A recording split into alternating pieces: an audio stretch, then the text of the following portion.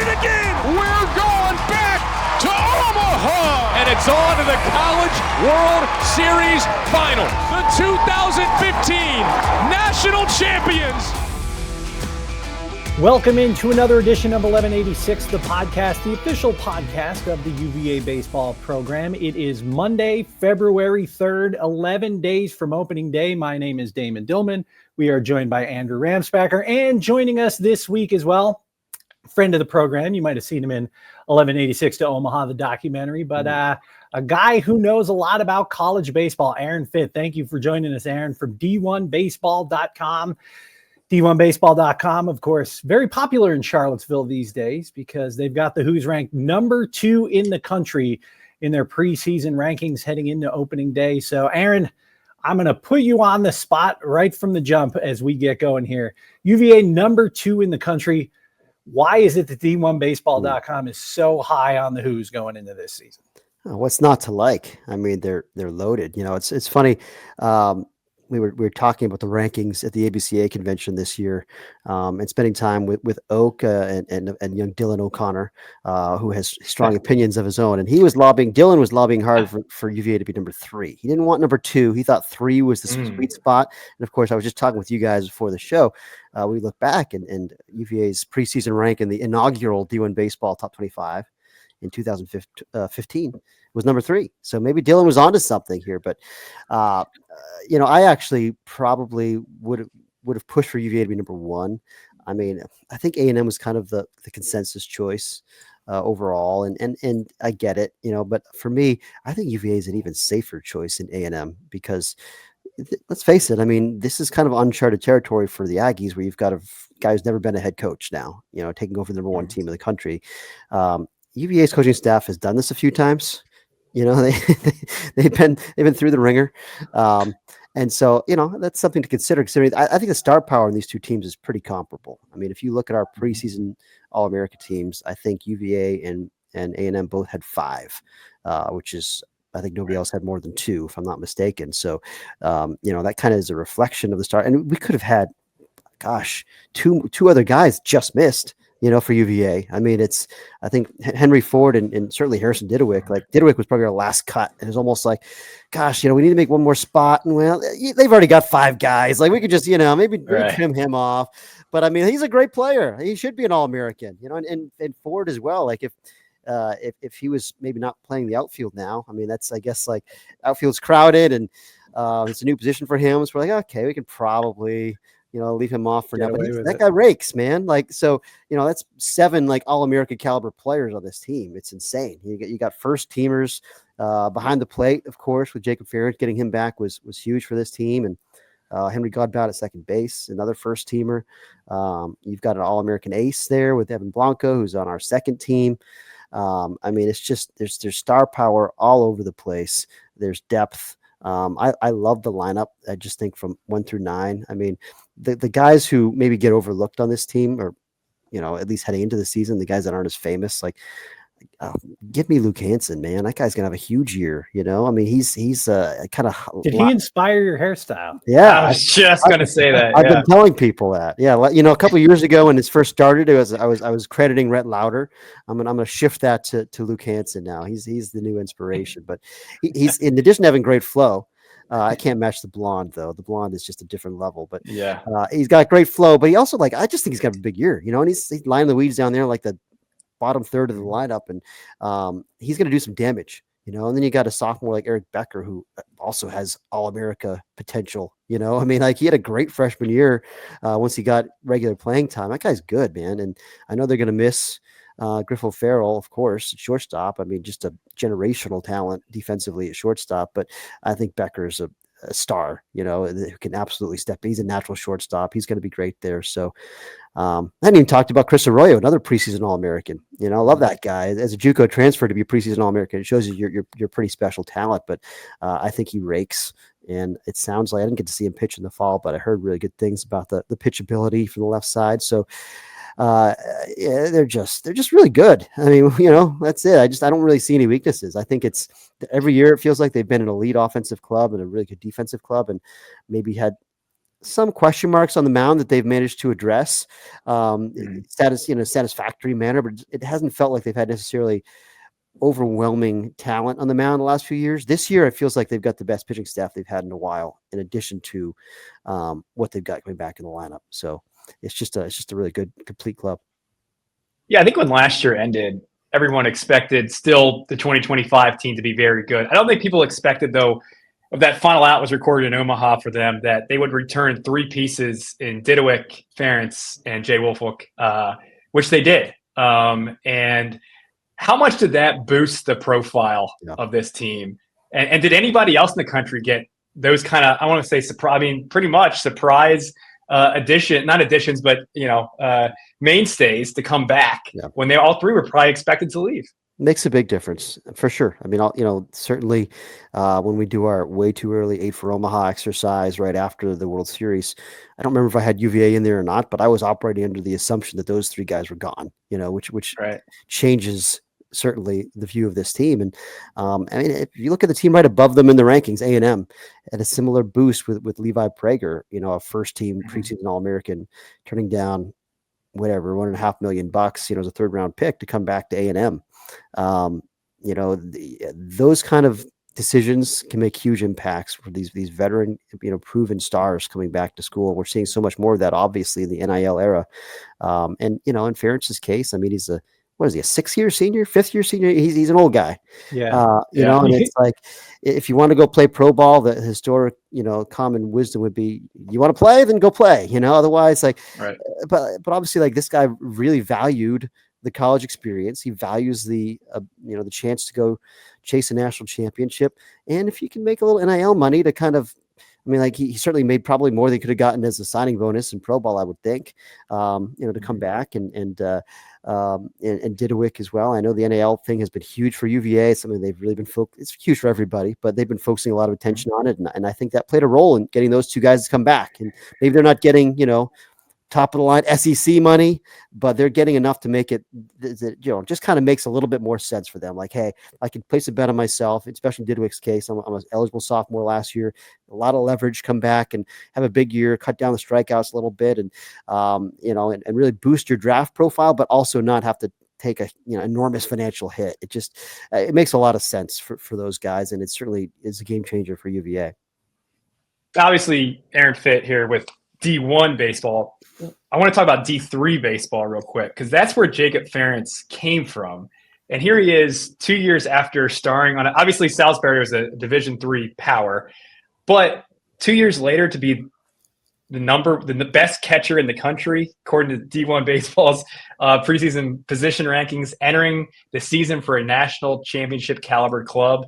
What do you make of this story? And is Jacob Ferentz and how UVA has recruited him, developed him, unique in this current landscape where a lot of guys in the portal, right? They're coming from, especially in the SEC, right? Maybe they're coming from other big schools. UVA gets a kid from D3, and he's the catcher, a 2-year starting catcher. Or Chris Arroyo coming from a JUCO. Yeah. Sure. Yeah. And what do you think? What do you think of their approach?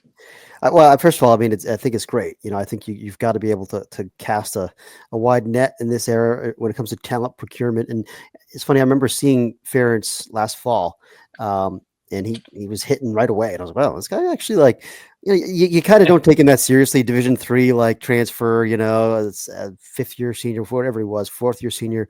You're like, okay, like, maybe he'll be a piece. I know I mentioned him in the fall report because he was impressive when I saw him. But I was expecting Ethan Anderson to be the dude back there, and we all were at that point, right? I mean, it was his position, and like, this Ferentz guy had some depth, but like, that said, I mean, he was impressive right away. And sometimes, like, your eyes don't lie. This guy, it turns out he was just good. There's a reason he was impressing. It's because he's legit. But it's one of the neat things actually in the portal era is it's not just these, Tommy White stories where you've got a guy going from NC State to LSU or whatever, or Chase Burns going from Tennessee to Wake Forest. We've seen some of these Division III guys make an impact around the ACC in particular. I mean, I think about Duke has hit on some of these guys with MJ Metz, their big slugging first baseman a couple years ago.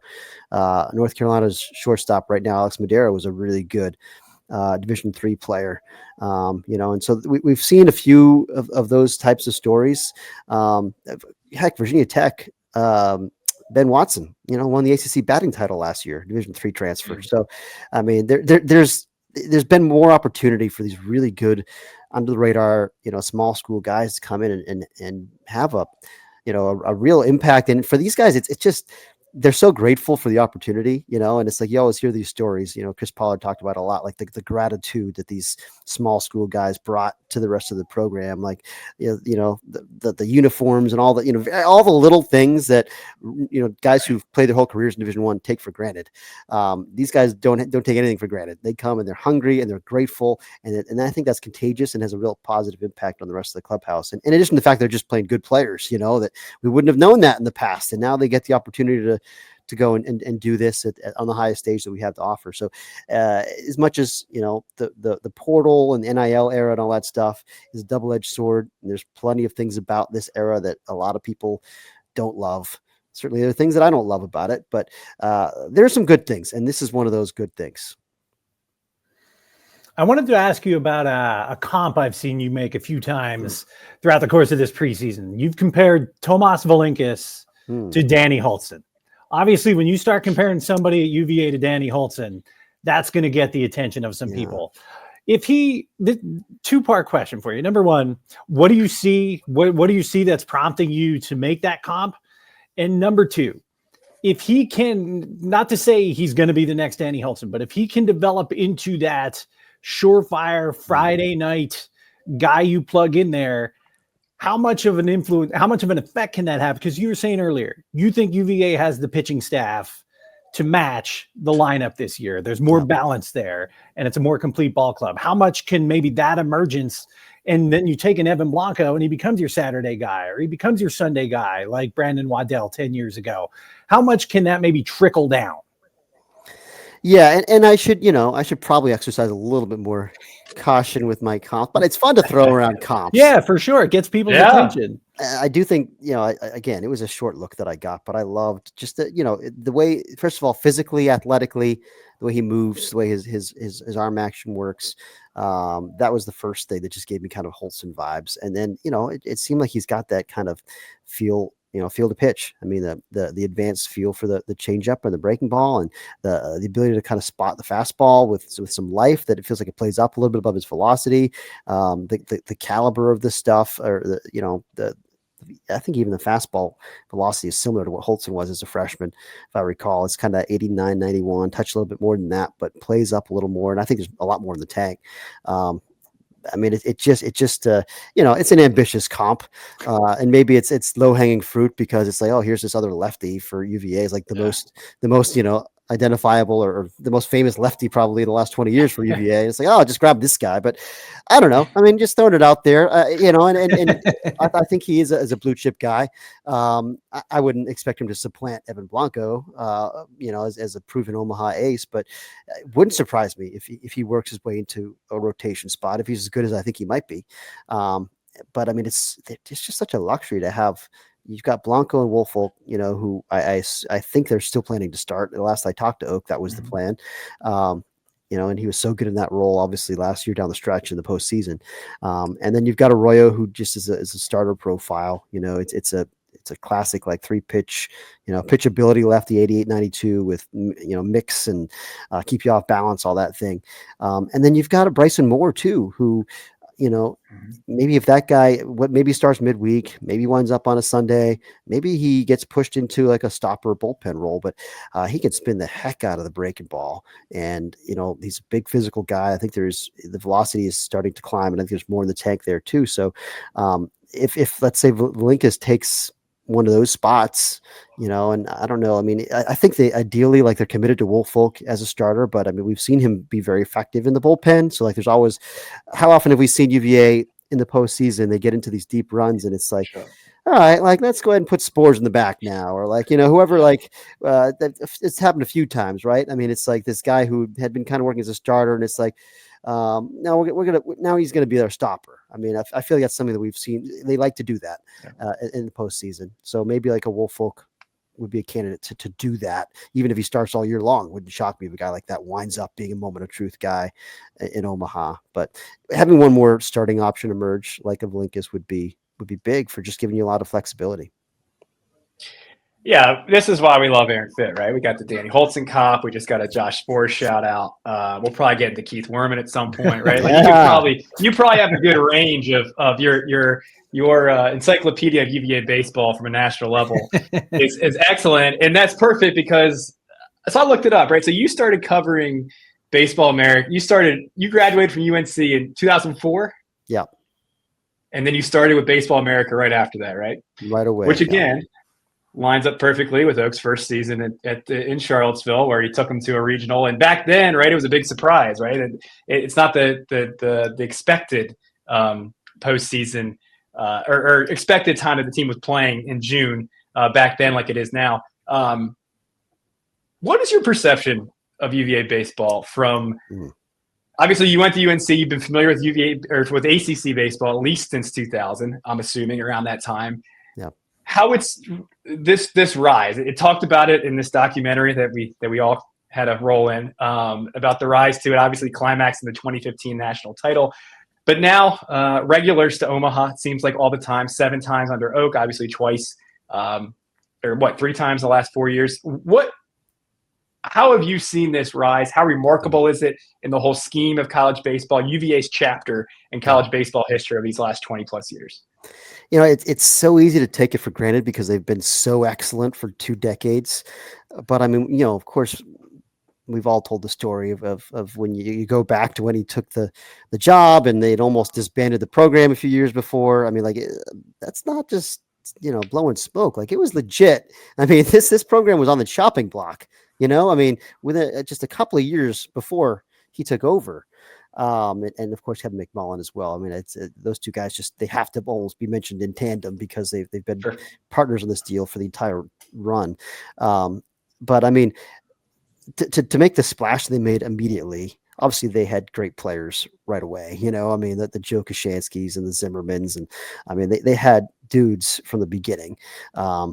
But I mean, just the way that they were able to recruit, you know, the kind of the springboard, I guess, from that first regional team, and you know, you kind of build the foundation for those next few really good teams. And my gosh, you know, they didn't have a down season, you know, until the little dip after they won the World Series. But I mean, you know, they were great every year, you know, and it was a matter of only a matter of time before they break through to Omaha. We knew it would happen. And I remember I was at, was that 2009, right? The year they were in Irvine, the regional of death. Mm-hmm.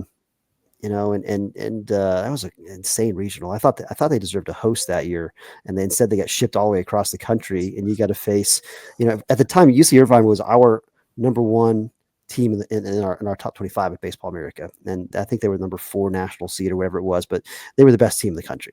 They, you know, they were really, really good. And of course you had Steven Strasburg, you may recall, probably I have to say now the second best college pitcher I've ever covered, because I guess Skeens is probably, you got to tip your cap to Skeens. He's taken that nod, but Strasburg was insane, you know, and here's your reward. And you got Fresno State, the reigning national champions, as your 4 seed in that regional. I mean, it's insane. But so here's your reward for this great year that you have right out of the chute. You got to face Steven Strasburg.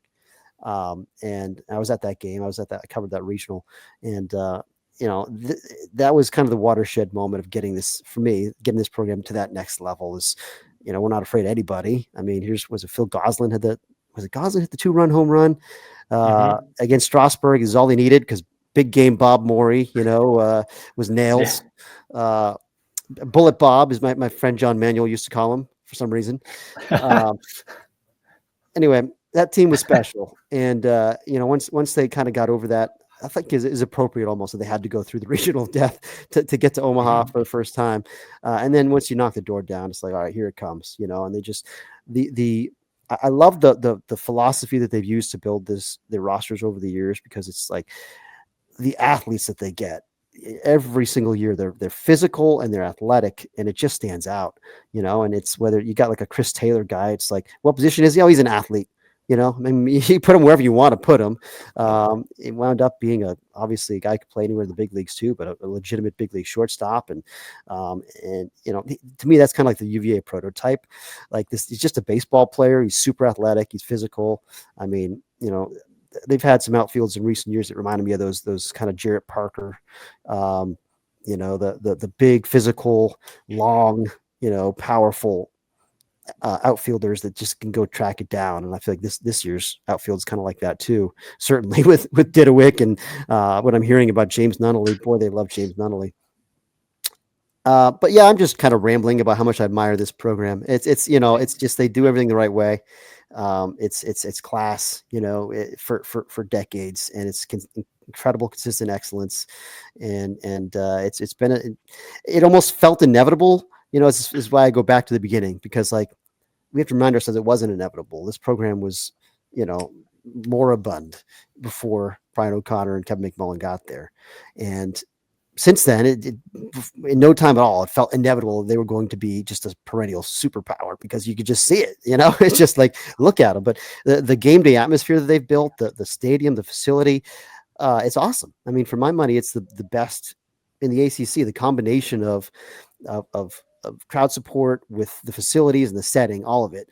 And there's some good ones in the ACC, but I think what they built is the gold standard in the league right now, and they deserve it. I mean, they're the only program in the league that has a national title, since the 50s. So they've established themselves as the gold standard in the ACC. So following up on that, and maybe putting you on the spot a little bit, but when you start thinking about, you rattled off some names, a lot of names come to mind for Andrew and I as well, I'm sure, but when you start thinking about the most talented UVA team or UVA teams that come to mind, what pops immediately to mind when you think about the most talented team you have seen of the Brian O'Connor era and Kevin McMullen? 2014. I mean, that was the best team in the country. They were preseason number one, and they very nearly won it all. They were number one national seed also, if I recall. And again, we talk about those kind of big physical athletic outfielders that just was a Brandon Downs on that team, and Mike Pappy, Derek Fisher, exactly. Yeah. Like those are the kind of guys I'm thinking of, those big, like just really imposing athletic guys that can go crack it down. But, and they had pitching, they had it all. I mean, Kirby was really good that year. I mean, he looked like a top 10 pick, I think his sophomore year. So you had the top of the line ace, in addition to all the incredible offensive firepower. Nick Howard in the back end. Oh, he was insane. I mean, I remember him and Riley Farrell going head to head in that extra inning game in Omaha against TCU. And it's just like, we were there like 4:00 in the morning. Yeah. It was late, but I mean, it was like, as an exhibition, I mean, real ridiculous power stuff. And these guys are just getting extended and just going at it. You couldn't touch them. It was an epic game. But and obviously they got beat by a very good Vanderbilt team on a late home run, and it's just that's baseball. But it's still amazing to me that it was the year after, of course, where they won it, and we've seen that many times in sports. But that was, for me, the best team that they've had out of all of them. And I think what was it, the 2013 team as well? No, I don't know. There was another. 12. There was another team in there that, like, a few years before that, like the prior 2011. 11. That's the team. Yeah. I thought that team was underrated, really loaded too. Like that team had a ton of dudes. But yeah, I mean, it's the way that they just cycled in the talent. That span probably from like 2008 to 15 was unbelievable. I mean, the unbelievable amount of talent came through those years, and they achieved at a high level for that entire stretch. Yeah, what's amazing about that 14 team, when I always think about it, is you're right. I mean, preseason number one. I mean, they're coming off the 13 season. They lost in that super to that incredible Mississippi State team that kind of rolled through here on a mission until they lost to UCLA in the final. But that they returned so many position players, and all these guys were in the top 100 of at that time Baseball America's for the draft and all that stuff. That junior class was just loaded. Yeah. But you look back, and I remember it in real time. The offense, the lineup was a little underwhelming. It was the pitching that carried them so much throughout that year. And you always thought, like, man, if the lineup can reach even half of its potential, this thing could be really good. And the lineup got hot, obviously, at the end. And, they came up, one Nick Howard pitch shy, right, of winning that whole thing. And essentially back. Remember, obviously, in game one of that series. And, the weird thing with Kirby, couldn't find the release point and, walked a bunch of guys in a row, and they still almost came back. Almost came back, yeah. And wasn't he, if I recall, like awesome in the first inning, just lights out? Yeah. Yes. And then he just lost it, right? Just Yep. lost it. Yes. It's Yes. a It was neat wild. redemption story for him the next year to come Yeah. back. But yeah, you're right though. I mean, that was the thing like that we love more than anything about UVA heading into that year was this lineup's absurd. Like it should be historically incredible. And you're right, they just kind of muddled along. They didn't actually have a great offensive year, but their pitching proved to be that elite that it didn't really matter. And then of course, once the offense got going, it's like, this is the team we thought they'd be. But despite all that, despite the fact that they probably underachieved for a good chunk of the regular season, they were still number one national seed. They were still the best team in the country. I mean, that's how talented they were. Yeah, it was amazing. It was amazing. Obviously, it leads to the next year with that 2015 team. There have been some remarkable postseason runs, right? That you've covered, where teams enter. I think was it Ole Miss a couple of years ago was the last team in. They ended up winning it. I know that team drew some comparisons a little bit to the 2015 UVA team, but when you think back, it's the 10-year anniversary of that team. David and I were honored to be part of their little reunion they had a couple weeks ago, which was really cool to see some of the guys back. What do you think of when you think of that 2015 team and that run? Yeah, you're right. There have been a few kind of parallels, I'd say, in my career. I mean, obviously, you mentioned Ole Miss. I think of Oregon State in 2007, their second national title. They were probably the last team in the field. Frankly, Oregon State didn't deserve a bid that year, and you could argue Ole Miss didn't deserve a bid in 23. UVA did deserve a bid. That's one difference. Is like they had actually like played their way into, I think that they swept North Carolina. They had to. Yeah, they had to. Yeah. Yeah, because I mean, I've told the story before, and I'm sure Eddie Fletterjohn loves when I tell this story. But we were in the press box at Bosch River Stadium the last week of the regular season, and he's planning his vacations for June. Because like we'll edit this out, Andy. Yeah. But I mean, like they weren't going to. They were going to make a got invited back to. Yeah. Right. Go ahead. Sorry. But yeah, I mean, so that's where it was. They had to sweep that series, and they did. And they kind of like, all right. They deserved to get in at that point, but it was a 3 seed. It was one of the later teams to get into the field. But I remember thinking that they were dangerous heading into that thing, but also like, I don't know, how good were they? It was just like they clearly had underachieved, but I mean, had they just flipped the switch, like it wasn't quite clear yet. And then it just turned out that they had that swagger about them and that belief and. But for my money, Danny Pinheiro embodies some of that a little bit. Like he just kind of had that cool customer thing about him, where it's just like, and I thought he was going to be an even better player than he was. He was a very good player. I thought he could have been great. And even though he didn't have maybe that kind of career, he had a very good career, but he was just kind of like that steady Eddie presence there where it just felt like, I don't know, kind of a calming influence in the middle for me. That sticks out to me. I remember seeing him in Omaha. And he was just, like in the hotel. I think we were staying in the same hotel, the Hilton, that year. And I remember him just like, he was just chill, man. Just for some reason that stuck with me.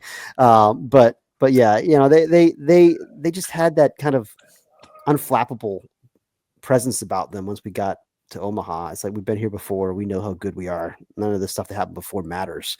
And so, it was neat to watch it, because you knew what they were capable of, but they were a 3 seed for Pete's sake in a regional, and it's like here they go. You can't stop them. It felt like it was just one of those destiny things.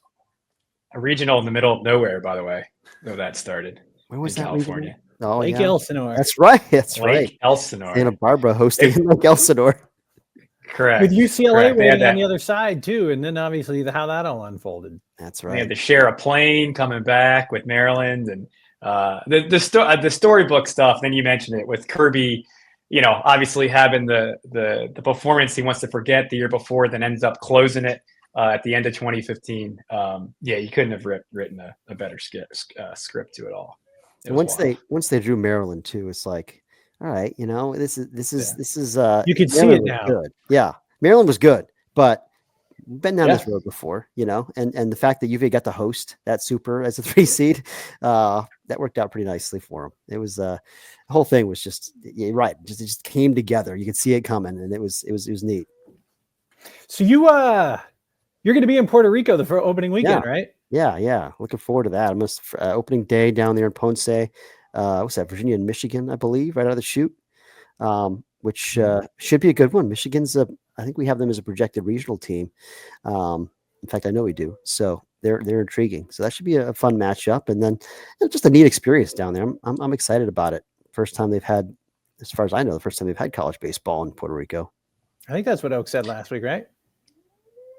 Yeah, and hey, I mean, the staff will tell you maybe they're not superstitious. There's obviously some superstition here. I mean, I'm sure they've thought of this, right? I mean, this just popped in my head. The 2015 team, where did they go over winter break? Preseason, yeah.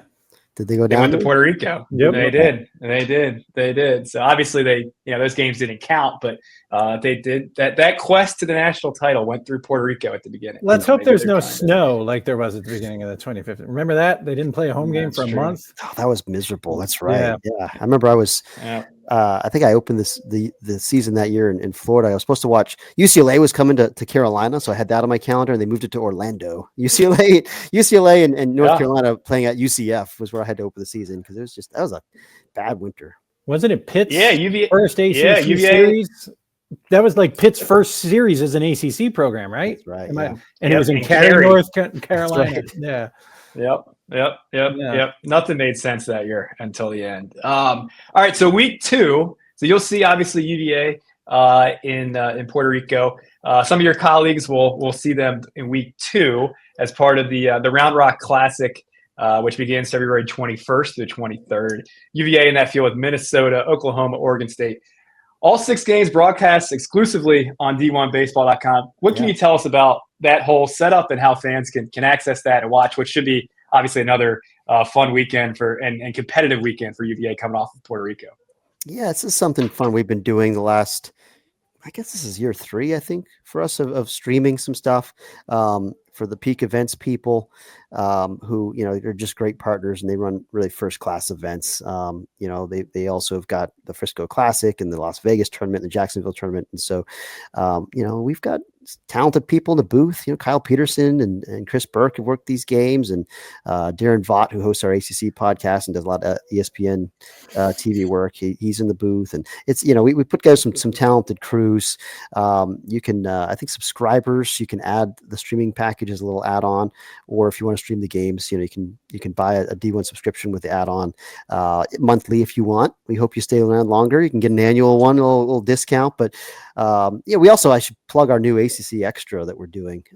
We launched the SEC Extra a year or 2 ago, and it's done pretty well. And we figured the next step for us is to expand our ACC coverage. And so we brought in Bradley Smart, who was working at he had his own site, Friday Starters, which they were doing a lot of really great work. And he's a sharp guy who's cranking out incredible content right now for us at ACC Extra. You can add that on to your D1 subscription as well. So we're really ratcheting it up over at D1, and hope people check it out. And you're rolling out the position by position, right?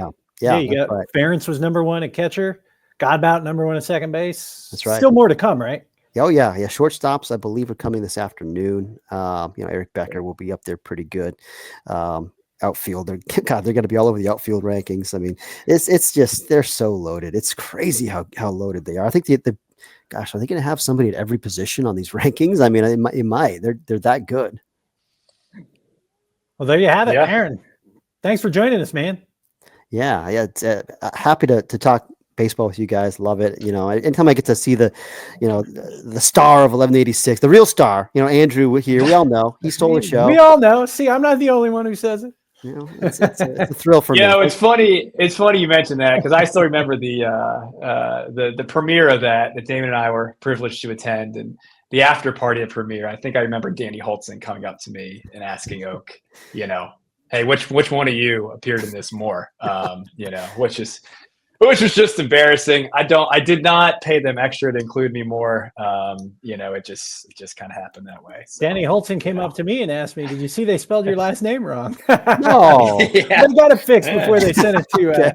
They got it fixed. So, but I didn't even notice it. Danny was the one who pointed it out to everybody. I think that's funny. Yeah. So, it seems like a pretty good spot to wrap it up. Aaron, thanks again for joining us, man. All right, guys. Thanks for joining us here on 1186 Podcast. For Andrew, I'm Damon. We'll see you next time.